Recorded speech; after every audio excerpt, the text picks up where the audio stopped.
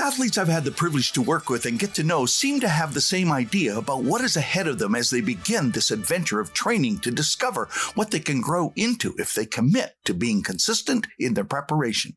It doesn't work that way very often, however. With 3 days to go at the Sapporo Olympics and the opening ceremonies just around the corner and the downhill race the day after, I had a flood of choices to make, and I could hardly get through each day without one giant distraction. The bigger the event, the more demands. The more demands, the more choices. The more choices, the more chances to make a right or wrong decision. Add to it that no race I had raced in had new snow almost every day, and not just a little, but sometimes 30 centimeters overnight, meaning that yesterday's lines, the track, the terrain was a brand new course, it seemed, each day when you arrived for your training runs. I'm Jungle Jim Hunter, and you're listening to 831 Living Your Best Life podcast, where we inspire participation, communicate precision, and empower performers to podium. And we hope you'll tell everybody you know to go to their favorite podcast provider or junglejimhunter.com or YouTube and subscribe. Download, click on like, rate and review us, and become an 831er, somebody that is inspired to help others live their best life, because this podcast has inspired you to live your best life. Well, as I said, it's 3 days to the 32nd Olympic Games in Tokyo and 35 days to the 16th Paralympic Games coming up in August. And I hope you will watch the Olympics and the teams you want to support, and you will cheer loudly and make them hear it in Tokyo, wherever you are, when you're watching the games. Well, athletes who have an event right after the opening ceremonies have to decide if they will participate in the opening ceremonies or not. The reason why this matters is because it requires hours of time of standing, waiting, and doing nothing. People with a purpose need to be active, not standing and waiting to get in formation, then to wait to parade in and then walk around the stadium and, well, in our case, stand in the center of the ice of the Olympic speed skating oval in the 72 Olympics throughout the ceremonies. You didn't even get to sit down. Nowadays, they at least get to sit down. You feel like a fish in a fish tank with people watching you as they peer through the glass. You learn more about people watching them as they have to deal with unwanted, unplanned, and unexpected activities. And I was thinking about how growing up on the farm and thinking of the fact that it was giving me a second chance after my accident at 10 years of age was preparation for the moment. I was there at the Olympics at 18. And I had done everything I could to get there and to put myself in a position to have a chance to maybe get to the podium. Maybe. But when we went to train, the course was snowy, conditions waiting for the next training run were always delayed, long bus rides to and from the mountain. It was less than an hour in distance, but took 2 to 3 hours each way. We never know if what we are going through right now is good or bad for us. We have a tendency to always think things are bad, not good. But everything you go through is good. Why? Because you're going to go through it anyway. So you might as well learn to turn it into an enjoyable experience. It's your choice. You have the power to choose what you will do with each moment of the day. You choose. Nobody else has to choose for you.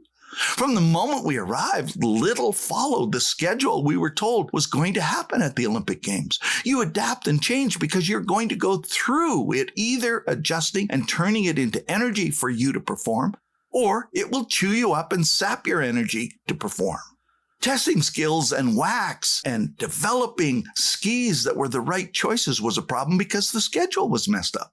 Getting your new clothes to fit that didn't fit that you just got the day before you arrived or when you arrived was a problem. So you had to find people that would sew and fix things. Traveling to and from the mountain for hours required us to get up 3 hours earlier just in case and sit and wait and stand by, waiting for the word, go. Coming back to the athlete's village, finding out you had 5 minutes to change, get to an event, meant your training plans for the afternoon flew out the window. You may eat later, you may not. Or you may have to make really important choices about not touching that fatty food at the event you were at. For me, I was on the farm. Yep, I was in Sapporo, but I was on the farm in my mind, just like the opposite. When I was on the farm driving the tractor, my dad used to say, "Son, your body's here, but your mind's in Switzerland." I drove a farm implement in the off-season. I was used to traveling 10 miles an hour all day, so you have to plan for it. I had headphones and cassette player and music and positive speaking tapes lined up. I knew what I was going to be doing. I knew my dad may not get to the field to provide me at mealtime, so you have a backpack loaded with food and fuel you will need at the right time. This was normal for me. If an implement broke down, you worked at it for hours trying to fix it. And sometimes you fixed it and sometimes you didn't. And Dad would show up a few hours later with the service truck and the right tool, and you waited. You trained while you waited. You did what you could do while you waited. It was like being at home.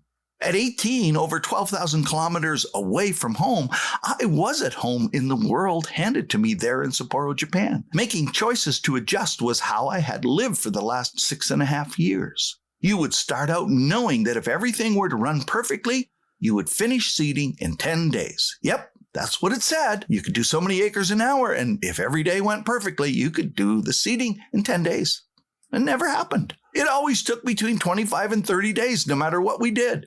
And so you adjusted your thinking. It is within my power, your power, to adjust, to smile, to look at what's important now on my skis. The word win I put on the piece of tape and adjust as it happened. I was told everything would be perfect at the World Cup and at the games. It never happens, except on those rare days when it seems everything falls into place. And this also is a surprise because it's so unexpected. You're not used to it. And so you have to adjust the other way. Win. What's important right now? You either own the moment by having a first responder's attitude of assessing the situation and making the next best decision on your emotions and own it, or it owns you. You own the moment and you give yourself a chance to be ready to have won the battle of conquering what can boil up inside you.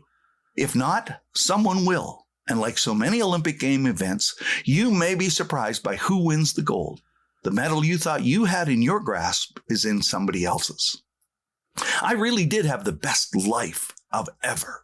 I really did. I had to work 17 to 19 hours a day all those 6.5 years on the farm.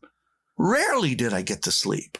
Work sitting outside facing the wind, the heat, the rain, the sleet, the snow, the slowness of progress, and the physical work to prepare and get the most important thing done, the seeding, so that we would have a harvest in the fall. I watched athletes sigh, speak, complain, become disheartened, and not have the tools to deal with the constant change. We have all heard the statement, if life hands you a lemon, well, make lemonade. Woohoo! I think we should amend that. I think we should amend it big time. I think if life hands you a lemon, grow a lemon orchard so you have something that goes on day after day and you have someplace to go that isn't going to go away. All that you will learn in that kind of work will give you the growth you need to deal with unexpected challenges. Pain you didn't see coming. When a young athlete comes to me and asks, what does it take to get to the podium? I always want to tell them the same thing. I never have done this, but I've always wanted to. So this will be a first. I'm going to tell you now. Learn the meaning of all the 2-letter words in the dictionary. Yes. Learn what no means. Know when to say no. What we means. What does we mean? Who's on my team? And what are they doing on my team? What it is. What is it that I'm doing? Exactly. What if I do this? What happens? What is the best thing to do? What do I do now? If you can get a handle on all the 2-letter words, you can handle whatever else is thrown at you. The games are just around the corner. It's going to be an exciting time for the next 16 days. I look forward to sharing the Olympics with you in those most difficult times. And who knows, maybe some of you watching will see the Olympic flame light in you, and you will say, bring it on. Another 2-letter word. I want to be a first responder and do what's important now. Thanks for listening. I hope you will have grown and will be living your best life the next time we meet. My quote for the day? It's not one of mine. I got this from Ralph Waldo Emerson. Make the most of yourself, for that is all there is of you.